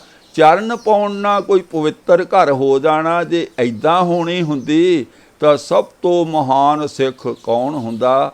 ਸ਼੍ਰੀ ਚੰਦ ਹੁੰਦਾ, ਲక్ష్ਮੀ ਦਾਸ ਹੁੰਦਾ, ਭਾਈ ਦਾਤੂ ਹੁੰਦਾ, ਭਾਈ ਦਾਸੂ ਹੁੰਦਾ, ਬਾਬਾ ਮੋਹਨ ਹੁੰਦਾ, ਬਾਬਾ ਮੋਹਰੀ ਹੁੰਦਾ, ਔਰ ਸਭ ਤੋਂ ਮਹਾਨ ਸਿੱਖ ਹੁੰਦਾ ਪ੍ਰਿਥੀ ਚੰਦ, ਕਿਉਂਕਿ ਜਿਹਦਾ ਸਾਰਾ ਜੀਵਨ ਹੀ ਗੁਰੂਆਂ ਦੀ ਸੰਗਤ ਵਿੱਚ ਗੁਜ਼ਰਿਆ ਸੀ। ਅਤੇ ਇਸ ਕਰਕੇ ਇਹ ਜਿਹੜਾ ਪਖੰਡ ਕਰਮ ਸਾਡੇ ਵਿੱਚ ਪ੍ਰਚਲਿਤ ਕਰ ਦਿੱਤਾ ਗਿਆ, ਇਸ ਕਵੀ ਸੰਤੋਖ ਸਿੰਘ ਨੇ ਕਿ ਚਰਨ ਪਾਉਣ ਨਾਲ ਘਰ ਪਵਿੱਤਰ ਹੋ ਜਾਂਦਾ। ਵੀ ਗੁਰਸਿੱਖੋ, ਇਸ ਇਤਿਹਾਸ ਤੋਂ ਅਸੀਂ ਕੁਝ ਸਿੱਖ ਲਈਏ ਤਾਂ ਚੰਗੀ ਗੱਲ ਹੈ। ਇਹ ਸਿਰਫ ਗਰੀਬੜੇ ਸਿੱਖਾਂ ਨੂੰ ਜਾਂ ਤਾਂ ਉਹਨਾਂ ਨੂੰ ਹੀਣ ਭਾਵਨਾ, ਵੀ ਜਿੱਦਾਂ ਆ ਸਿੱਖਾਂ ਵਿੱਚ ਪ੍ਰਭਾਤ ਫੇਰੀਆਂ ਦਾ ਹੁੰਦਾ ਨਾ, ਕਿ ਉਹਦੇ ਵਿੱਚ ਬੜੇ ਖਰਚ ਕੀਤੇ ਜਾਂਦੇ, ਪੂੜੇ ਬਣਾਏ ਜਾਂਦੇ, ਪਕੌੜੇ ਬਣਾਏ ਜਾਂਦੇ, ਬੜਾ ਕੋਈ ਗਰੀਬ ਸਿੱਖ ਦੇ ਮਨ 'ਚ ਵੀ ਸ਼ਰਧਾ ਆਉਂਦੀ ਵੀ ਮੇਰੇ ਘਰ ਵੀ ਪ੍ਰਭਾਤ ਫੇਰੀ ਆਵੇ। ਫਿਰ ਉਹਨੂੰ ਪੁੱਛਿਆ ਜਾਂਦਾ ਤੇਰਾ ਮੈਨੂੰ ਕੀ ਹੈ, ਕੀ? ਉਹ ਕਹਿੰਦਾ ਜੀ ਮੇਰੇ ਕੋਲ ਤਾਂ ਕੁਛ ਨਹੀਂ। ਫਿਰ ਕਹਿੰਦੇ ਰਹਿਣ ਦੇ ਭਾਈ, ਤੂੰ ਐਵੇਂ ਕਾਹਨੂੰ, ਸੰਗਤ ਕੋਈ ਇੰਨਾ ਟਾਈਮ ਨਹੀਂ ਹੁੰਦਾ। ਇਹ ਸਾਡੀ ਹਾਲਤ ਬਣੀ ਪਈ ਹੈ। ਚਰਨ ਪਾਉਣ ਨਾਲ ਕਿਤੇ ਕੁਝ ਹੁੰਦਾ ਹੀ ਨਹੀਂ। ਜੇ ਹੋਣਾ ਹੁੰਦਾ ਤੇ ਭਾਈ ਇਹ ਗੁਰੂ ਪਰਿਵਾਰ ਤਾਂ ਸਾਰੀ ਉਮਰ ਗੁਰੂ ਸਾਹਿਬ ਦੇ ਦਰਸ਼ਨ ਕੀਤੇ ਉਹਨੇ। ਇਹ ਤਾਂ ਇੱਥੋਂ ਤੱਕ ਸਭ ਤੋਂ ਵੱਡੀ ਪਵਿੱਤਰ ਸਾਡੀ ਗੁਰਬਾਣੀ ਹੈ, ਪਰ ਜੇ ਪ੍ਰਿਥੀ ਚੰਦ ਨੇ ਉਸ ਨੂੰ ਨਹੀਂ ਲਿਆ कोई असर नहीं होया। जे बाबा मोहन ने उसनों नहीं लिया कि तुसी की असी की सोचते हैं कि बाबा मोहन या पृथ्वी चंद ने कभी गुरबाणी सुनी नहीं होनी, श्री चंद ने कभी लक्ष्मीदास ने कभी शब्द वो कन्ना च नहीं पे होने, पर उन्हें नहीं लिया। ये तो बड़े ज्ञानवान चीज़ां ने, जे लै लेंदे तो ज्ञानवान हो जाना सी। गुरबाणी तो वड्डी किहड़ी चीज़ है, इस तो उत्तम सिख वास्ते किहड़ी शै है। पर जे कोई लऊगा ही नहीं फिर असर किद्दां हो जू, नहीं हो सकता। सो ये गल्लां जिहड़ियां साडे विच पखंड कर्म जिहड़े पाए गए ने, वो सिर्फ इसलिए पाए गए ने कि सानू जिहड़ा चाहे वो लुट के लै जावे। ते असीं ये सारी विचार कीती आ। फिर एक होर गल आ, जिहड़ा नुकता बहुत ही गहरा समझण वाला। बालक मर गया सी, इलाज लई नहीं लैके गए। गुरु नानक पातशाह ने आवाज़ मारी, वो बालक जिंदा हो गया। हुण इहदे उत्ते मैं कोई गल नहीं करांगा, क्योंकि ये जिहड़ा नुकता सिखां दे दिमाग विच बहुत गहरा बिठा दिता गया। सतगुरु मेरा मार्ज वाले जे प्रभ भावे विनसास ते राखे, क्योंकि इन्ना डूंगा बिठा दिता गया। पर एक गल मैं जरूर इत्थे दसांगा कि यह गुरमत दा विधान नहीं, जमना मरना उस अकाल पुरख दे हत्थ है। जे ये गुरमत दा विधान हुंदा तां असीं ये भी कहानी इन्हां ग्रंथां विचों पढ़दे हां कि बाबा अटल ने अपने साथी नूं जिहड़ा राती लुकण मिची खेलदे सी, सवेरे उहनूं कहा बारी दे, वो कहंदे मर गया, उहनूं कहंदे जिउंदा कर दिता। तां गुरु हरगोबिंद पातशाह ने उस नूं अपने मत्थे नहीं लगण दिता सी कि भाई तू उस अकाल पुरख दी करनी विच तू फर्क करदा, इस करके भाई तेरा रास्ता अलग है, साडा रास्ता अलग है। फिर कहंदे जी उन्होंने अपना शरीर त्याग दिता। यही ग्रंथ लिखते हैं। फिर गुरु हरगोबिंद साहब दे नाल ही कहानी होर जोड़ते हैं कि बाबा गुरदित्ता ने मरी हुई गां नूं जवा दिता सी। गुरु हरगोबिंद साहब ने उस गल नूं प्रमाण नहीं कीता सी, वो इस करके बाबा गुरदित्ता भी चढ़ाई कर गए। असी ये सारा कुछ इसे ग्रंथ विच खिचड़ी बनाया होया कि भाई जां तां ये जायज़ है मरे हुए नूं जींदा कर देना, जां नजायज़ है। ਜਿਹੜੇ भी वीर भैन इस ग्रंथ नूं बहुत उत्तम मानते हैं, उन्हां दे चरनां विच बेनती है कि यह तुसीं आपे खोज करके दस देना भी मरे होए नूं जवा देना जायज़ है, गुरमत है। जे गुरमत है तो फिर गुरु हरगोबिंद साहब गलत ने। उन्हें बाबा गुरदित्ता ने की गलती की सी, गां नूं जवा दिता सी, कोई गल नहीं, जायज़ है ना, जानवर नूं जवा दिता। तो बाबा अटल ने भी की गलती की, बालक मर गया सी, उन्होंने जवा दिता, जिउंदा कर दिता। भाई कोई भी करदा है जिउंदा, जिहदे कोल ताकत है करदा है। तो किसी का भला ही होया ना, किसी का बच्चा बच गया, मरिया होया जिउंदा हो गया।